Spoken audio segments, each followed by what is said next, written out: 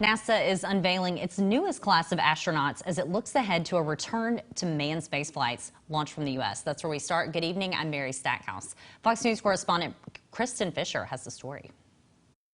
Lift off. After nearly a decade without an American-made rocket to ride on, NASA astronauts are about to have 3, and there's a new generation of astronauts waiting in the wings.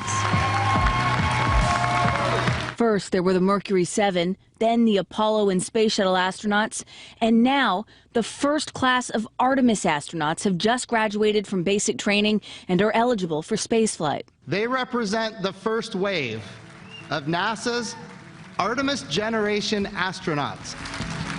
Artemis is NASA's new mission and a top priority for the Trump administration to return American astronauts to the moon in just 4 years and then go on to Mars. Our newest astronaut, Kayla Barron. U.S. Navy Lieutenant and new astronaut Kayla Barron says the Artemis mission has given NASA new life. We're all pretty excited about the moon right now. The Artemis program has really reinvigorated the NASA team about doing new things, and we're really using our imaginations to understand what a sustainable presence on the moon looks like.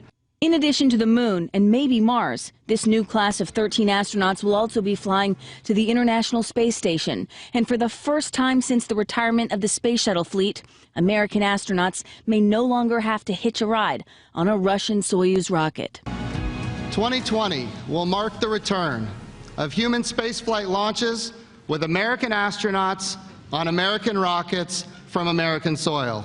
NASA Administrator Jim Bridenstine believes 2020 will be the year that NASA's Commercial Crew Program will become operational, with the first manned flights of SpaceX's Dragon capsule and Boeing's Starliner slated for later this year. At the same time, NASA is continuing to develop the Orion capsule, which will be used for missions to the moon. We are having so much fun here at NASA right now, getting ready to fly 3 new vehicles. And 2020 could also be the year that the space tourism industry takes off, with companies like Virgin Galactic on track to begin sending paying customers into space. In Washington, Kristen Fisher, Fox News. And speaking of SpaceX's Dragon capsule, the final test launch was supposed to happen today, but didn't. The launch will still happen. Details coming up after the commercial break. Well, uniforms for the military's newest branch, the Space Force, have been unveiled. The U.S. Space Force uniforms feature the same camouflage look as other branches. Sticking with the traditional camouflage is helping save costs. Officials tweeted service members will look like their joint counterparts that they'll be working with on the ground. All right.